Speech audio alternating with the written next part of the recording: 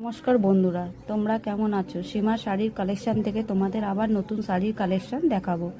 এই শাড়িগুলো pure cotton 12 হাত শাড়ি, আর শাড়ির ছাপাগুলো অসাধারণ।